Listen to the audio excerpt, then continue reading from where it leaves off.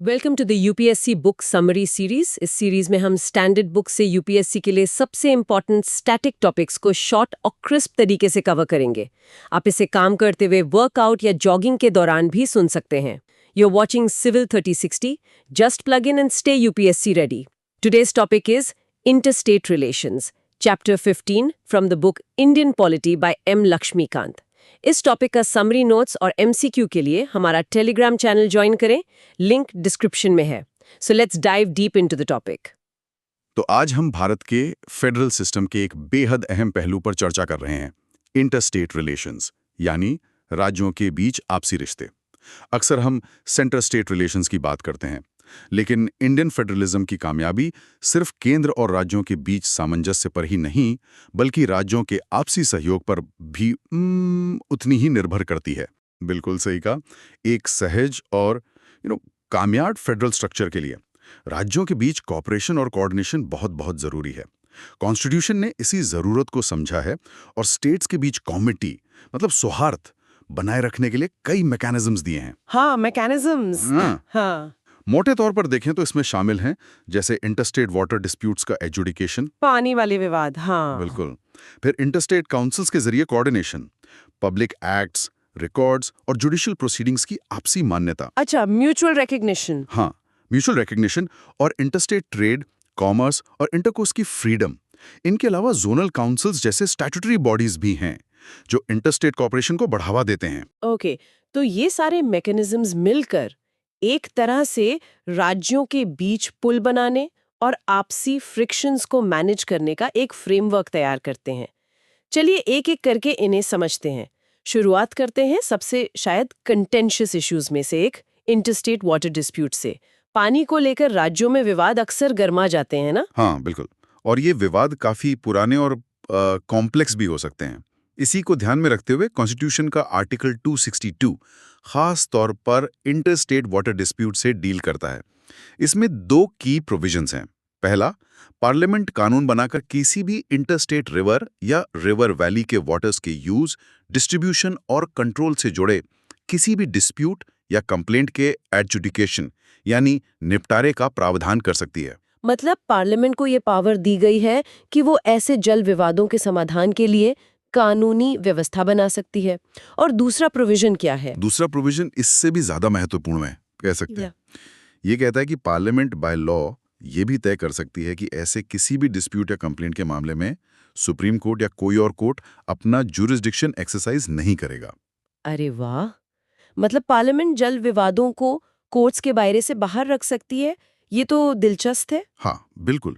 ये एक तरह से जुडिशियल आउस्टर है स्पेसिफिक मामलों में। तो पार्लियामेंट ने इस पावर का इस्तेमाल किया है, कोई लॉज बनाए हैं? हाँ, बिल्कुल।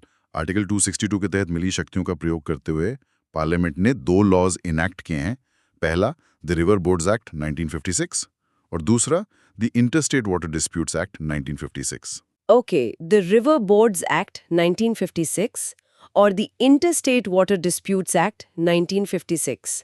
इन दोनों एक्ट्स का क्या रोल है? पहले रिवर बोर्ड्स एक्ट क्या करता है? देखिए, द रिवर बोर्ड्स एक्ट का मकसद है इंटरस्टेट रिवर्स और रिवर वैलीज के रेगुलेशन और डेवलपमेंट के लिए रिवर बोर्ड्स एस्टैब्लिश करना। ये बोर्ड सेंट्रल गवर्नमेंट द्वारा संबंधित स्टेट गवर्नमेंट्स की रिक्वेस्ट पर स्थापित किए जाते हैं। अच्छा। और इनका काम समझिए मूलतः सलाह देना होता है। सलाह देना मतलब ये प्लानिंग और कोऑर्डिनेशन में मदद करते हैं, पर ये डिस्प्यूट रेजोल्यूशन बॉडी नहीं है। इनका काम विवाद सुलझाना नहीं, बल्कि नदी घाटी के विकास पर सलाह देना है। अच्छा, तो ये एडवाइजरी है। हाँ। और फिर the interstate water disputes act 1956, ये डिस्प्यूट्स को कैसे हैंडल करता है? हाँ, ये एक्ट ज्यादा डायरेक्ट अप्रोच लेता है डिस्प्यूट्स को लेकर। ये सेंट्रल गवर्नमेंट को एम्पावर करता है कि जब किसी स्टेट गवर्नमेंट से रिक्वेस्ट आनी चाहिए स्टेट। हाँ, स्टेट गवर्नमेंट से रिक्वेस्ट आनी चाहिए कि पानी को लेकर किसी दूसरे स्टेट के साथ उनका डिस्प्यूट है जिसे नेगोशिएट करके नहीं सुलझाया जा सका है, तो केंद्र सरकार उस डिस्प्यूट के एडजुडिकेशन के लिए एक एड हॉक ट्रिब्यूनल सेटअप कर सकती है। एड हॉक ट्रिब्यूनल मतलब ये परमानेंट नहीं होते? नहीं, एड हॉक मतलब ये ट्रिब्यूनल सिर्फ उस स्पेसिफिक डिस्प्यूट के लिए बनाया जाता है। काम पूरा होने पर मतलब अवार्ड देने के बाद ये खत्म हो जाता है। अच्छा, और इस ट्रिब्यूनल का डिसीजन क्या वो बाइंडिंग होता है, स्टेट्स को मानना पड़ता है? हाँ, बिल्कुल। ट्रिब्यूनल का डिसीजन फाइनल और डिस्प्यूट में शामिल सभी पार्टीज पर बाइंडिंग होता है। और जैसा आर्टिकल 262 में प्रोविजन है, इस एक्ट के तहत रेफर किए गए वाटर डिस्प्यूट पर सुप्रीम कोर्ट समेत किसी भी कोर्ट का जुरिस्डिक्शन नहीं होता। उसे पूरी तरह एक्सक्लूड कर दिया गया है। अच्छा, जुरिस्डिक्शन बिल्कुल खत्म। लेकिन कोर्ट्स का जुरिस्डिक्शन एक्सक्लूड करके एक अलग ट्रिब्यूनल बनाने के पीछे क्या सोच थी? सामान्य लीगल डिस्प्यूट्स तो कोर्ट्स ही सुलझाती हैं, है ना? हाँ, आपका सवाल बिल्कुल वाजिब है। यहाँ तर्क ये दिया जाता है कि वाटर डिस्प्यूट सिर्फ लीगल राइट्स का मामला नहीं होता है। इनमें टेक्निकल कॉम्प्लेक्सिटीज बहुत होती हैं, सोशियो इकोनॉमिक फैक्टर्स जुड़े होते हैं और वाइडर पब्लिक इंटरेस्ट का गहरा इंटरप्ले होता है। जैसे इरिगेशन, पीने का पानी, पावर जनरेशन, इकोलॉजी, बहुत कुछ। हाँ, ये बात तो है। तो ये माना गया कि कोर्ट्स जो सामान्यतः एस्टैब्लिश्ड लीगल प्रिंसिपल्स और प्राइवेट राइट्स पर फोकस करती हैं, शायद in complex multi faceted disputes को हैंडल करने के लिए बेस्ट सूटेड ना हो। इसलिए एक स्पेशलाइज्ड एक्स्ट्रा जुडिशियल बॉडी मतलब ट्राइब्यूनल को बेहतर विकल्प माना गया। ये टेक्निकल एक्सपर्ट्स की मदद से पब्लिक इंटरेस्ट को ध्यान में रखते हुए फैसला दे सकती है। समझ गए। ये एक तरह से डोमेन एक्सपर्टीज का मामला है, टेक्निकलिटी ज्यादा है। Exactly, domain expertise. तो अब तक इस एक्ट के तहत कितने ट्राइब्यूनल्स बने, कोई आइडिया? हाँ, देखिए 2019 तक का जो डेटा लक्ष्मीकांत में दिया है, उसके अनुसार सेंट्रल गवर्नमेंट ने कुल 9 inter state water dispute tribunal setup किए हैं। 9 ट्राइब्यूनल्स, ओके। जी, कुछ प्रमुख उदाहरण अगर देखें तो कृष्णा वाटर डिस्प्यूट्स ट्राइब्यूनल 1 ये 1969 में बना था, महाराष्ट्र, कर्नाटका, आंध्र प्रदेश के लिए। फिर गोदावरी वाटर डिस्प्यूट्स ट्राइब्यूनल, वो भी 1969 में। नर्मदा वाटर डिस्प्यूट्स ट्राइब्यूनल, ये भी 1969 का है, राजस्थान, गुजरात, मध्य प्रदेश, महाराष्ट्र के लिए। काफी बने 1969 में। हाँ, उस दौर में जरूरत महसूस हुई होगी। फिर Ravi and Beas water disputes tribunal 1986, Punjab, Haryana, Rajasthan के लिए। और जाहिर है बहुत चर्चित कावेरी वाटर डिस्प्यूट्स ट्राइब्यूनल 1990 का, कर्नाटका, केरला, तमिलनाडु, पुडुचेरी के लिए। हाँ, कावेरी डिस्प्यूट तो काफी लंबा चला। बिल्कुल। और हाल के वर्षों में देखें तो महानदी वाटर डिस्प्यूट ट्राइब्यूनल बना है 2018 में उड़ीसा और छत्तीसगढ़ के बीच विवाद के लिए। पूरी लिस्ट किताब के टेबल 15.1 में दी गई है, एस्पिरेंट्स उसे देख सकते हैं। ठीक है, तो ये हुई जल विवादों के निपटारे की व्यवस्था ट्राइब्यूनल्स के जरिए। अब डिस्प्यूट से हटकर कॉपरेशन और कोऑर्डिनेशन बढ़ाने वाले मैकेनिज्म्स पर आते हैं। इसमें इंटरस्टेट काउंसिल का जिक्र आता है। ये क्या है? आर्टिकल 263 में। हाँ, बिल्कुल। जहां वाटर ट्राइब्यूनल स्पेसिफिक डिस्प्यूट सुलझाते हैं, वहीं आर्टिकल 263 एक ब्रॉडर मैकेनिज्म की बात करता है, इंटरस्टेट काउंसिल। इसका उद्देश्य है स्टेट्स के बीच और सेंटर और स्टेट्स के बीच कोऑर्डिनेशन को प्रमोट करना, डिस्कशन, डायलॉग को बढ़ावा देना। आर्टिकल 263 प्रेसिडेंट को ये पावर देता है कि अगर उन्हें लगे कि पब्लिक इंटरेस्ट में ऐसी काउंसिल बनाना जरूरी है तो वो इसे स्टैब्लिश कर सकते हैं। अच्छा, प्रेसिडेंट एस्टैब्लिश करते हैं। जी, प्रेसिडेंट्स ऑर्डर से। और प्रेसिडेंट ही इस काउंसिल की ड्यूटीज, इसकी ऑर्गेनाइजेशन और प्रोसीजर को डिफाइन करते हैं। क्या आर्टिकल 263 खुद भी काउंसिल की पोटेंशियल ड्यूटीज बताता है? मतलब किस तरह के काम ये कर सकती है? हाँ, आर्टिकल 263 खुद 3 तरह की ड्यूटीज आउटलाइन करता है जो काउंसिल को सौंपी जा सकती हैं। पहला ए, राज्यों के बीच अगर कोई डिस्प्यूट्स उठते हैं तो उनकी इंक्वायरी करना और उन पर एडवाइस देना। इंक्वायरी और एडवाइस? जजमेंट नहीं। नहीं, जजमेंट नहीं, सिर्फ इंक्वायरी और एडवाइस। दूसरा बी, ऐसे सब्जेक्ट्स को इन्वेस्टिगेट और डिस्कस करना जिनमें कुछ या सभी स्टेट्स का या सेंटर और स्टेट्स का कॉमन इंटरेस्ट हो। और तीसरा सी, किसी भी ऐसे सब्जेक्ट पर रिकमेंडेशंस देना और खासतौर पर पॉलिसी और एक्शन में बेटर कोऑर्डिनेशन के लिए सिफारिशें करना। ओके, तो पहली ड्यूटी डिस्प्यूट्स पर इंक्वायरी और एडवाइस देना, ये सुप्रीम कोर्ट के रोल से कैसे अलग है?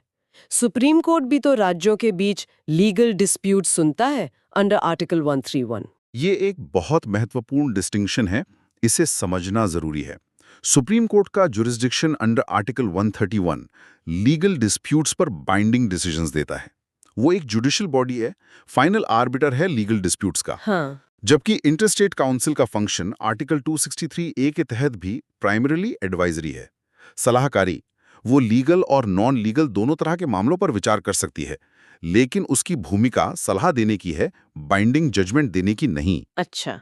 ये डिस्कशन, कंसल्टेशन और कंसेंसस बिल्डिंग का फोरम है, एडजुडिकेशन का नहीं। यानी ये कोर्ट नहीं बल्कि एक तरह का संवाद मंच है जहां बैठकर बातें हो सकें, सलाह दी जा सके। बिल्कुल, एक हाई लेवल डायलॉग फोरम। क्या आर्टिकल 2063 के तहत सिर्फ यही एक इंटरस्टेट काउंसिल बनी है या और भी बॉडीज बनी है? आपने शुरू में जिक्र किया था। हाँ, आर्टिकल 263 का स्कोप सिर्फ एक काउंसिल तक सीमित नहीं है। प्रेसिडेंट ने इस आर्टिकल के तहत पॉलिसी कोऑर्डिनेशन के लिए कुछ और काउंसिल्स भी एस्टैब्लिश की हैं, जो स्पेसिफिक सेक्टर्स पर फोकस करती हैं। जैसे central council of health and family welfare है, central council of local government है, और सेल्स टैक्स के कोऑर्डिनेशन के लिए 4 रीजनल काउंसिल्स थी, northern, eastern, western, southern zones. अच्छा, ये सब भी आर्टिकल 263 के तहत ही आती जी है। हाँ। लेकिन एक permanent high level interstate council की जरूरत महसूस की जा रही थी, है ना? मुझे याद आ रहा है सरकारिया कमीशन ने इसकी सिफारिश की थी। बिल्कुल सही। Sarkaria commission on centre state relations 1983-88 ने आर्टिकल 263 के तहत एक परमानेंट इंटरस्टेट काउंसिल की एस्टैब्लिशमेंट की पुरजोर सिफारिश की थी। उन्होंने बल्कि इसे इंटरगवर्नमेंटल काउंसिल कहने का सुझाव दिया था, ताकि इसे आर्टिकल 263 के तहत बनी दूसरी बॉडी से डिफरेंशिएट किया जा सके। Inter governmental council, okay. Commission का मानना था कि ऐसी काउंसिल रेगुलर डायलॉग और कंसल्टेशन के लिए जरूरी है, और इसे आर्टिकल 263 के क्लॉज बी और सी वाली ड्यूटीज, यानी कॉमन इंटरेस्ट के सब्जेक्ट्स पर इन्वेस्टिगेशन, डिस्कशन और पॉलिसी कोऑर्डिनेशन की रिकमेंडेशंस देना, ये काम सौंपे जाने चाहिए। डिस्प्यूट्स वाला नहीं। अच्छा, डिस्प्यूट्स वाला काम नहीं, कोऑर्डिनेशन वाला ज्यादा। हाँ, कोऑर्डिनेशन और पॉलिसी डिस्कशन पर फोकस था। और सरकार ने इस सिफारिश पर अमल किया? कब बनी ये काउंसिल? हाँ, सरकारिया कमीशन की रिकमेंडेशंस के आधार पर वीपी सिंह के नेतृत्व वाली जनता दल गवर्नमेंट ने मई 1990 में प्रेसिडेंशियल ऑर्डर के जरिए इंटरस्टेट काउंसिल एस्टैब्लिश की। 1990 में? ओके। इसकी कॉम्पोजिशन क्या है? इसमें कौन कौन शामिल होते हैं? ये काफी हाई पावर्ड बॉडी लगती है नाम से तो। हाँ, बिल्कुल हाई पावर्ड है। इसकी कॉम्पोजिशन काफी कॉम्प्रिहेंसिव है, ताकि सेंटर और सभी स्टेट्स का रिप्रेजेंटेशन हो सके। देखिए, इसमें शामिल हैं प्राइम मिनिस्टर, जो इसके चेयरमैन होते हैं। PMS chairman. ठीक है। ठीक है। सभी स्टेट्स के चीफ मिनिस्टर्स। सारे सीएम्स। हाँ, सारे। तीसरा, जिन यूनियन टेरिटरीज में लेजिस्लेटिव असेंबलीज हैं, उनके चीफ मिनिस्टर्स, जैसे अभी दिल्ली, पुडुचेरी। ओके। जिन यूनियन टेरिटरीज में असेंबलीज नहीं हैं, उनके एडमिनिस्ट्रेटर्स। पांचवा, जिन स्टेट्स में प्रेसिडेंट्स रूल लगा हो, वहां के गवर्नर्स। अच्छा, गवर्नर्स भी अगर प्रेसिडेंट्स रूल है तो? जी। और छठा, प्राइम मिनिस्टर द्वारा नॉमिनेट किए गए 6 सेंट्रल कैबिनेट मिनिस्टर्स, जिनमें होम मिनिस्टर का होना जरूरी है। 6 cabinet ministers including home minister. हाँ, और इसके अलावा 5 और सेंट्रल कैबिनेट मिनिस्टर्स या ministers of state independent charge permanent invitees होते हैं। पीएम उन्हें नॉमिनेट करते हैं। बाप रे, ये तो काफी बड़ी और हाई लेवल बॉडी हो गई। हाँ। पीएम, सारे सीएम्स, एडमिनिस्ट्रेटर्स, गवर्नर्स इन सम केसेस, और 11 union ministers, 6 members plus 5 invitees. हाँ, बहुत कॉम्प्रिहेंसिव रिप्रेजेंटेशन है। तो इसका मुख्य काम क्या है? जैसा सरकारिया कमीशन ने कहा था कोऑर्डिनेशन, ये करती क्या है असल में मीटिंग्स में? बिल्कुल, जैसा सरकारिया कमीशन ने रेकमेंड किया था, ये काउंसिल इंटरस्टेट, सेंटर स्टेट और सेंटर यूनियन टेरिटरीज रिलेशन से जुड़े इश्यूज पर एक रेकमेंडेटरी बॉडी है। इसका एम डिस्कशन, एग्जामिनेशन और डेलिब्रेशन के जरिए कोऑर्डिनेशन प्रमोट करना है। झगड़ा सुलझाना प्राइमरी काम नहीं, बल्कि सहयोग बढ़ाना है। ओके। इसकी मुख्य ड्यूटीज हैं कॉमन इंटरेस्ट वाले सब्जेक्ट्स को इन्वेस्टिगेट और डिस्कस करना, उन पर पॉलिसी और एक्शन के बेटर कोऑर्डिनेशन के लिए रिकमेंडेशंस देना, और स्टेट्स के जनरल इंटरेस्ट के ऐसे मैटर्स पर डिलिबरेट करना जो चेयरमैन यानी पीएम द्वारा रेफर किए जाएं। तो ये रेकमेंडेटरी बॉडी है, बाइंडिंग डिसीजंस नहीं लेते? नहीं, बाइंडिंग डिसीजंस नहीं, रेकमेंडेशंस देती है। क्या इसकी मीटिंग्स नियमित रूप से होती हैं? मतलब साल में कितनी बार मिलती है ये? गाइडलाइंस के मुताबिक काउंसिल को साल में कम से कम 3 बार मिलना चाहिए। 3 बार, ओके। हाँ, हालांकि प्रैक्टिस में ये रेगुलरिटी हमेशा मेंटेन नहीं हो पाती है, ऐसा देखने में आया है। और इसकी मीटिंग्स इन कैमरा होती हैं, मतलब कॉन्फिडेंशियलिटी मेंटेन की जाती है, और सारे क्वेश्चंस पर डिसीजंस कंसेंसस से लिए जाते हैं, वोटिंग से नहीं। ये कंसेंसस बिल्डिंग पर जोर देता है। अच्छा, कंसेंसस से डिसीजन, वोटिंग नहीं, ये इंटरेस्टिंग है। हाँ, और काउंसिल के काम में मदद के लिए 1996 में एक स्टैंडिंग कमेटी भी बनाई गई थी। Standing committee? जी, ये काउंसिल की मीटिंग्स के लिए एजेंडा प्रोसेस करती है और कंटिन्यूअस कंसल्टेशन का काम देखती है। इसके चेयरमैन यूनियन होम मिनिस्टर होते हैं, और इसमें 5 यूनियन कैबिनेट मिनिस्टर्स और 9 चीफ मिनिस्टर सदस्य होते हैं। ये ज्यादा फ्रीक्वेंटली मिलती है काउंसिल से। ओके, तो ये स्टैंडिंग कमेटी ग्राउंड वर्क करती है काउंसिल के लिए? एग्जैक्टली। और काउंसिल का अपना एक सेक्रेटेरिएट भी है, इंटरस्टेट काउंसिल सेक्रेटेरिएट, जो 1991 में बना था। और ये सेक्रेटेरिएट 2011 से जोनल काउंसिल्स के सेक्रेटेरिएट का काम भी देख रहा है। अच्छा, डुअल रोल है सेक्रेटेरिएट का। जी हाँ। ठीक है। तो इंटरस्टेट काउंसिल एक इम्पॉर्टेंट फोरम है डायलॉग और कोऑर्डिनेशन के लिए। अब अगले मैकेनिज्म पर चलते हैं, mutual recognition of public acts, records and judicial proceedings. ये सुनने में थोड़ा टेक्निकल लगता है, इसका क्या मतलब है और इसकी जरूरत क्यों पड़ी? देखिए, भारत एक फेडरेशन है, जैसा हमने पहले कहा। हर स्टेट का अपना जुरिस्डिक्शन है, अपनी लेजिस्लेटिव और एग्जीक्यूटिव पावर्स हैं, अपनी कोर्ट्स हैं। अब सोचिए, अगर एक स्टेट में बने कानून, पब्लिक एक्ट या जारी किए गए ऑफिशियल रिकॉर्ड या अदालत के फैसले, जुडिशियल प्रोसीडिंग को दूसरे स्टेट में मान्यता ही ना मिले, तो कितनी दिक्कतें होंगी। हाँ बिल्कुल। जैसे एक स्टेट की डिग्री दूसरे में वैलिड ना हो, या एक स्टेट का ड्राइविंग लाइसेंस दूसरे में ना चले, या कोर्ट का ऑर्डर दूसरे स्टेट में लागू ना हो पाए। केओस हो जाएगा। प्रिसाइसली, कामकाज ठप हो जाएगा।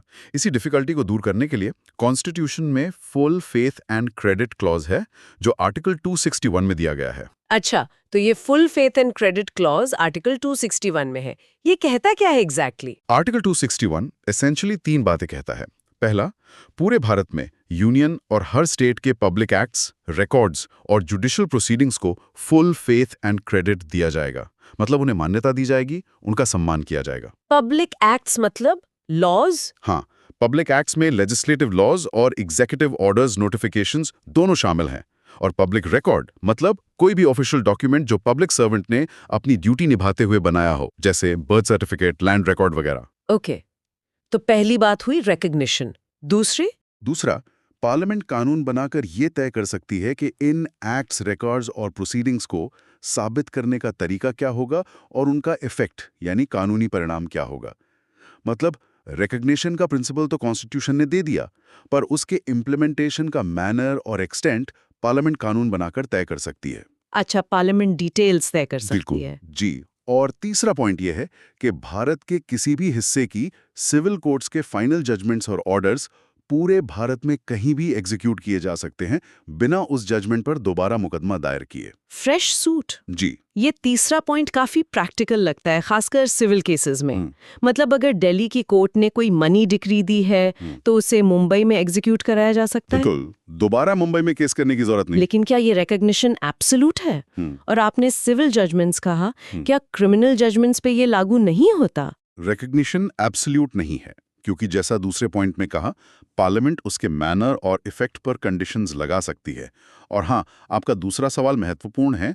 ये रूल जो फाइनल जजमेंट्स के एग्जीक्यूशन की बात करता है, वो सिर्फ सिविल जजमेंट्स पर लागू होता है, क्रिमिनल जजमेंट्स पर नहीं। अच्छा, सिर्फ सिविल जजमेंट्स क्यों? इसके पीछे प्रिंसिपल ये है कि एक स्टेट की कोर्ट को दूसरे स्टेट के पीनल लॉज, आपराधिक कानून एनफोर्स करने की जरूरत नहीं है। क्रिमिनल मैटर्स में जुरिस्डिक्शन टेरिटोरियल होता है। एक्स्ट्राडिक्शन वगैरह के लिए अलग प्रोसीजर्स होते हैं। Full faith and credit clause primarily civil matters में लीगल प्रोसेसेस को स्मूथ बनाने के लिए है। अंडरस्टूड। तो ये राज्यों के बीच लीगल रिकॉग्निशन सुनिश्चित करता है, मेनली सिविल मैटर्स में। अब आते हैं इकोनॉमिक इंटीग्रेशन पर। इंटरस्टेट ट्रेड एंड कॉमर्स की फ्रीडम, ये भी फेडरल सिस्टम के लिए बहुत जरूरी है ना? एक कॉमन मार्केट। बिल्कुल, एक मजबूत राष्ट्र के लिए एक यूनिफाइड नेशनल मार्केट होना बेहद जरूरी है। कॉन्स्टिट्यूशन का पार्ट 13, जिसमें आर्टिकल्स 301 से 307 है, इसी से डील करता है। आर्टिकल 301 बहुत क्लियरली कहता है कि subject to the other provisions of this part, trade, commerce and intercourse throughout the territory of India shall be free. Shall be free, काफी स्ट्रॉन्ग डिक्लेरेशन है। हाँ, इसका सीधा सा मतलब है कि राज्यों के बीच या किसी राज्य के भीतर गुड्स और सर्विसेज की आवाजाही पर कोई आर्टिफिशियल बैरियर नहीं होना चाहिए। उद्देश्य है पूरे देश को एक सिंगल इकोनॉमिक यूनिट बनाना। चेक पोस्ट्स पर बेवजह की रुकावटें ना हो, डिस्क्रिमिनेटरी टैक्सेस ना हो। हाँ, ये तो इकोनॉमी के लिए बहुत जरूरी है। लेकिन आपने कहा subject to the other provisions of this part. इसका मतलब है कि ये फ्रीडम एब्सोल्यूट नहीं है, इस पर रिस्ट्रिक्शंस लग सकती हैं। एग्जैक्टली, ये क्रूशियल पॉइंट है। आर्टिकल 301 द्वारा दी गई ये फ्रीडम एब्सोल्यूट नहीं है। पार्ट 13 के ही दूसरे आर्टिकल्स 302 से 305 कुछ रिस्ट्रिक्शंस अलाउ करते हैं। इन्हें समझना जरूरी है। आर्टिकल 302 कहता है कि पार्लियामेंट पब्लिक इंटरेस्ट में इंटरस्टेट या इंट्रास्टेट ट्रेड पर रिस्ट्रिक्शंस लगा सकती है। पार्लियामेंट लगा सकती है पब्लिक इंटरेस्ट में। हाँ, लेकिन पार्लियामेंट ऐसा करते हुए एक स्टेट को दूसरे पर प्रेफरेंस नहीं दे सकती या डिस्क्रिमिनेट नहीं कर सकती, भेदभाव नहीं कर सकती। नॉन डिस्क्रिमिनेशन क्लॉज है। हाँ, इसका एक अपवाद है।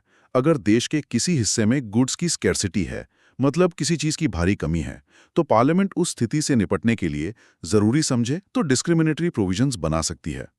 शॉर्टेज सिचुएशंस के लिए एक्सेप्शन है। Okay, scarcity exception. और स्टेट्स, क्या स्टेट लेजिस्लेचर्स भी रिस्ट्रिक्शंस लगा सकती हैं? आर्टिकल 304B के तहत स्टेट लेजिस्लेचर भी पब्लिक इंटरेस्ट में अपने स्टेट के साथ या भीतर ट्रेड, कॉमर्स और इंटरकोर्स की फ्रीडम पर रीजनेबल रिस्ट्रिक्शंस लगा सकती है। Reasonable restrictions, okay. लेकिन इसके लिए 2 शर्तें हैं। पहला, ऐसा बिल विधानसभा में लाने से पहले प्रेसिडेंट की प्रीवियस सैंक्शन लेनी होगी। सेंटर का ओवरसाइट है। अच्छा, प्रेसिडेंट की सैंक्शन जरूरी है। जी। और दूसरा, स्टेट लेजिस्लेचर भी प्रेफरेंस या डिस्क्रिमिनेशन नहीं कर सकती। वही नॉन डिस्क्रिमिनेशन प्रिंसिपल यहां भी लागू होता है। ठीक है। और टैक्सेस के बारे में, क्या स्टेट बाहर से आने वाले गुड्स पर ज्यादा टैक्स लगा सकता है? नहीं, ये तीसरा पॉइंट है। आर्टिकल 304A कहता है कि कोई स्टेट दूसरे स्टेट से इंपोर्ट किए गए गुड्स पर वैसा ही टैक्स लगा सकता है जैसा उसके अपने स्टेट में बने सिमिलर गुड्स पर लगता है। वो इंपोर्ट किए गए गुड्स पर सिर्फ इसलिए ज्यादा टैक्स नहीं लगा सकता कि वो बाहर से आए हैं। ये डिस्क्रिमिनेटरी टैक्सेस को रोकता है, लेवल प्लेइंग फील्ड देना है। मतलब प्रोटेक्शनिज्म को डिस्करेज करना है। बिल्कुल। और चौथा पॉइंट, आर्टिकल 305 मौजूदा कानूनों और नेशनलाइजेशन लॉज को बचाता है। यानी अगर पार्लियामेंट या स्टेट लेजिस्लेचर कानून बनाकर किसी ट्रेड, बिजनेस, इंडस्ट्री या सर्विस को सरकार द्वारा चलाने का प्रोविजन करती है, जैसे मान लीजिए स्टेट रोड ट्रांसपोर्ट कॉर्पोरेशन, तो वो आर्टिकल 301 का वायलेशन नहीं माना जाएगा, भले ही उसमें प्राइवेट प्लेयर्स को एक्सक्लूड किया जाए। ओके, नेशनलाइजेशन इज प्रोटेक्टेड, तो फ्रीडम है पर पब्लिक इंटरेस्ट में, और गैर भेदभावपूर्ण तरीके से उसे रेगुलेट किया जा सकता है। पार्लियामेंट और स्टेट दोनों कर सकते हैं, पर कुछ कंडीशंस के साथ। एग्जैक्टली, यही बैलेंस है। क्या इन प्रोविजंस को मॉनिटर करने या इनसे जुड़े डिस्प्यूट्स को सुलझाने के लिए कोई स्पेसिफिक अथॉरिटी बनाने का भी प्रोविजन है, जैसे वाटर डिस्प्यूट्स ट्राइब्यूनल्स हैं? हाँ, प्रोविजन तो है। आर्टिकल 07 पार्लियामेंट को ये पावर देता है कि वो ऐसी अप्रोप्रिएट अथॉरिटी अपॉइंट कर सकती है जो पार्ट 13 के पर्पसेस, फ्रीडम ऑफ ट्रेड और रिस्ट्रिक्शंस को कैरी आउट करने के लिए जरूरी पावर्स और ड्यूटीज निभाएं। अच्छा, अथॉरिटी अपॉइंट हो सकती है। लेकिन दिलचस्प बात यह है कि आज तक पार्लियामेंट ने ऐसी कोई अथॉरिटी अपॉइंट नहीं की। रियली? इतने सालों में? इंटरेस्टिंग।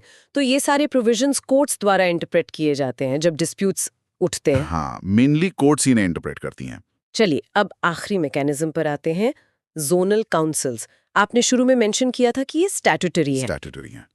ये इंटरस्टेट काउंसिल से कैसे अलग है स्ट्रक्चर और फंक्शन में? हाँ, पहला और बड़ा फंडामेंटल डिफरेंस तो यही है कि इंटरस्टेट काउंसिल एक कॉन्स्टिट्यूशनल बॉडी है अंडर आर्टिकल 263, जबकि जोनल काउंसिल्स स्टैट्यूटरी बॉडीज हैं। स्टैट्यूटरी मतलब इन्हें पार्लियामेंट के एक एक्ट से बनाया गया है, कॉन्स्टिट्यूशन से नहीं। वो एक्ट है the states reorganisation act of 1956।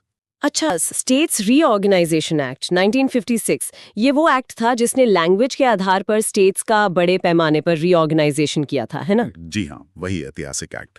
तो जोनल काउंसिल्स उसी प्रोसेस से निकली हैं।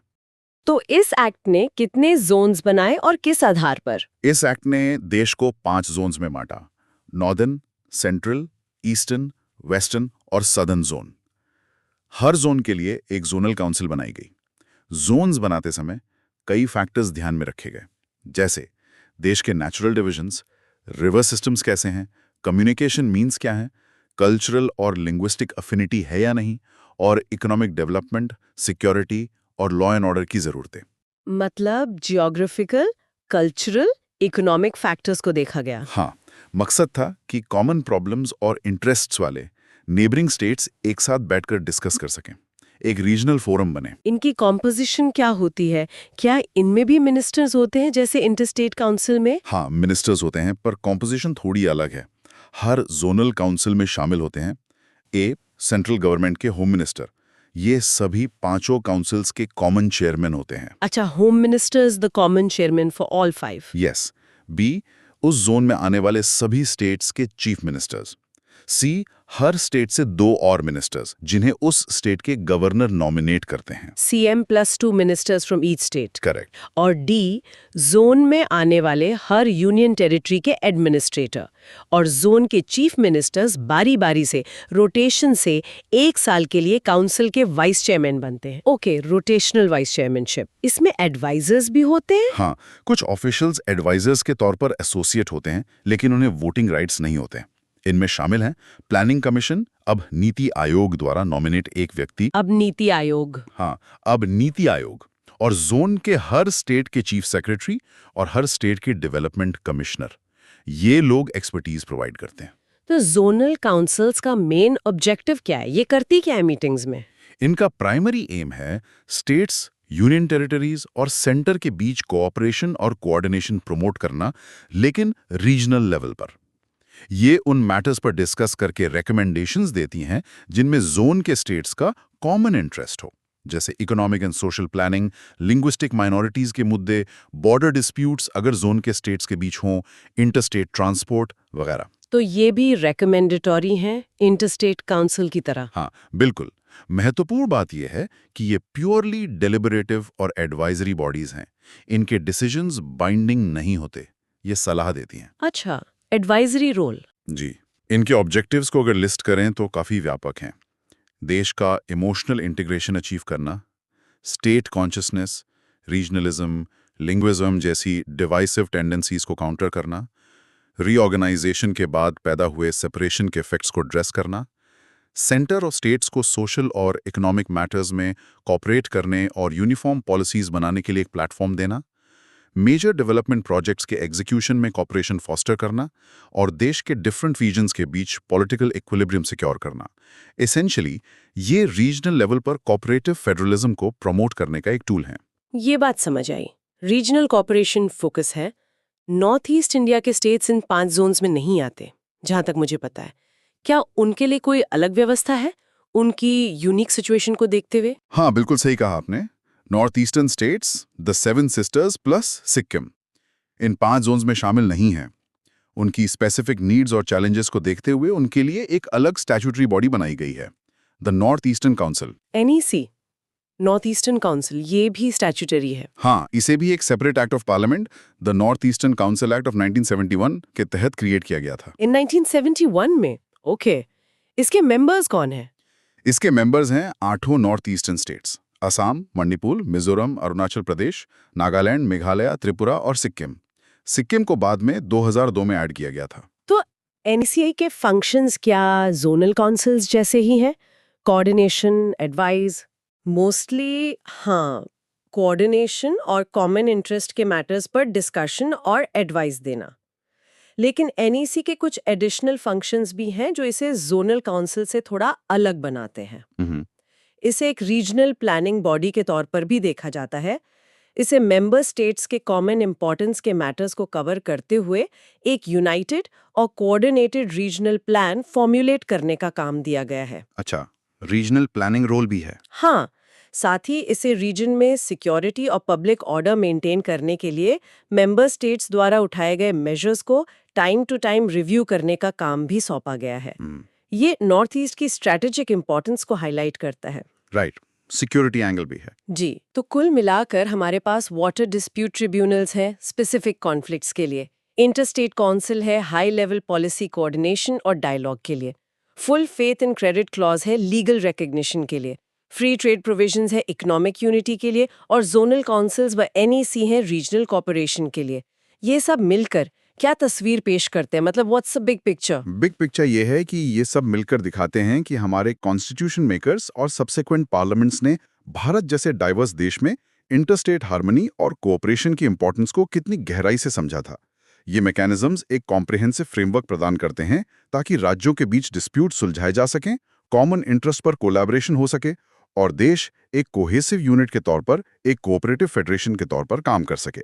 ये कोऑपरेटिव फेडरलिज्म की भावना को इंस्टीट्यूशनलाइज करने की एक बहुत संजीदा कोशिश है। हाँ, कोशिश तो है, लेकिन जैसा अक्सर होता है फ्रेमवर्क होना एक बात है और उसका इफेक्टिव इम्प्लीमेंटेशन दूसरी बात। क्या ये मैकेनिज्म्स उतने इफेक्टिव साबित हुए हैं जितना सोचा गया था? ज़मीनी हकीकत क्या है? ये एक बहुत जायज़ सवाल है और इसका जवाब शायद स्ट्रेट फॉरवर्ड हाँ या ना में नहीं है। मिक्स्ड रिजल्ट्स देखने को मिलते हैं।